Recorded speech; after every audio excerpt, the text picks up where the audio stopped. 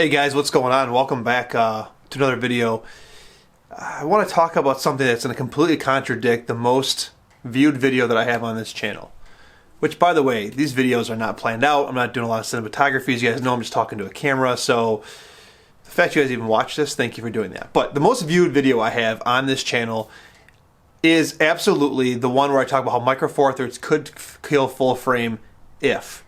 And I still stand by that video. I talked a lot about a lot of important things, about how if like sensor technology and how size and weight ultimately are king. You talk about how Ansel Adams originally went from like a big 8x10 to a 4x5 to medium format to 35mm.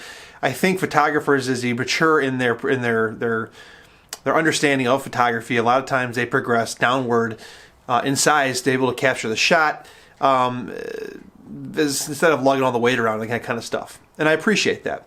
But, as you guys know, on YouTube recently, there's been a ton of discussion, even with the CEO coming out yesterday or 2 days ago, about Olympus potentially being up for sale or closing. And then there's also a rumor about Nikon closing. And I just ended up watching a couple videos about this. The Angry Photographer is one guy that came to mind. And he has a very valid point. He says, you know, even though Olympus is a great camera, their whole thing is on Micro Four Thirds.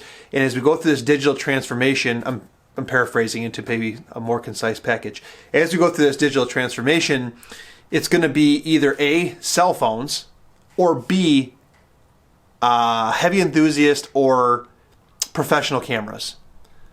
That mid-market stuff is going to be gone. And the fallout from that is going to be these camera companies that rely solely on these consumer-grade cameras that you see in Walmart or Best Buy, that if a lot of their revenue comes from that, they're going to be in deep trouble. And also these smaller sensor cameras are going to lose the battle to these full frame, medium format, or high performing APS-C sensors as people either are enthusiasts and pros or cell phone shooters. And you know what? He's probably right. I don't think this is going to happen overnight, but it got me thinking.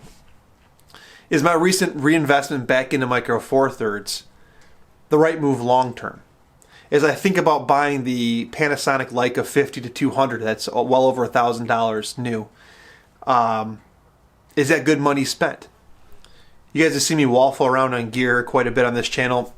I'm not selling my stuff. In fact, over the last 2 weeks, I've shot about 5 or 6 family portrait photo shoots for Christmas cards with my Lumix G9, and it's been mostly great. I'll save that for another video, but it's been mostly great. But my question to you guys is this. Does it make sense to keep investing in Micro Four Thirds? I know it's been around a lot longer than people thought it would be. But then if you don't do Micro Four Thirds, where do you go? For me, Sony is a big one. I don't like them. I don't like the way their cameras are built. I don't like the ergonomics. I don't like the menu system. Just not a big Sony fan. You go to Nikon. I think Nikon makes great cameras, but they're also potentially in jeopardy of falling because they are simply just a camera company. Let's look at Canon. Canon, I haven't liked their mirrorless stuff. I grabbed the EOS RP. I played the EOS R. They're okay. I don't like the way they feel. I actually prefer the way the DSLRs felt, like a 5D3, 5D4, 6D2. I actually like those cameras a lot better than the EOS R and RP. Plus, if you're talking professional stuff, like I'm starting to do some photo shoots, there's no 2 SD card slot option in mirrorless right now. Not to mention, the lenses they're releasing are fantastic. Probably the best ones out there. Maybe besides Leica. I don't know. That's definitely a inflammatory comment. But they're super heavy, they're big, and they're expensive. And so, you know, if I get into an EOS R, that's just the vessel for their expensive lenses, which are thousands each if you get anything with a faster aperture and you know, the red ring around it. So where do you go? Do you go to Panasonic? They're full frame? Where do you end up, really? You got to just pick one and stick with it. And my question to you is twofold.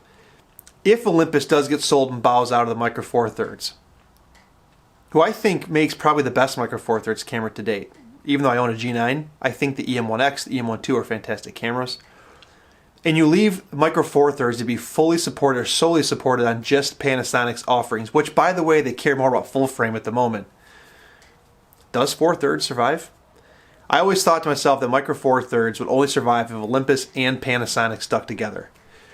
Mostly Olympus because they're all in on Micro Four Thirds. And if they're going to go away, if they're going to get sold, if they're going to file for bankruptcy, and that happens in the near future, what happens to the 4/3 format?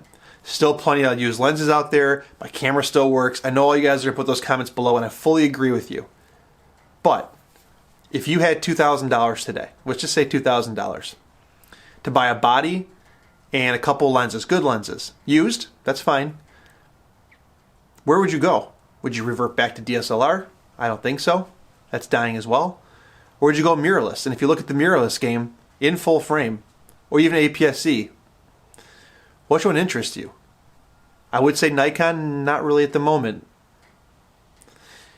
Canon, I used to love their cameras. I'm falling out of love with their newest offerings. Fuji's great. I had the X-T3. It's a great camera. I still prefer my Panasonic's ergonomics and handling and menu system over it. Plus it has the IBIS. So there's that. Where do you go? I don't know, guys. Weigh in below. Micro Four Thirds with Olympus. Assume Olympus is out. Does it survive? What happens to Panasonic and their support of 4/3? And then if you had $2,000 today, where would you invest? What body used? Tell me what it is. And what two lenses would you grab? For sports, action, portraits, and general travel. All right, let me know guys below. Thanks for sticking through for all this. I'll see you guys in the next one. By the way, I want to show you guys something. This is my back porch. I have a bat hibernating up here. Check this out. Hold on.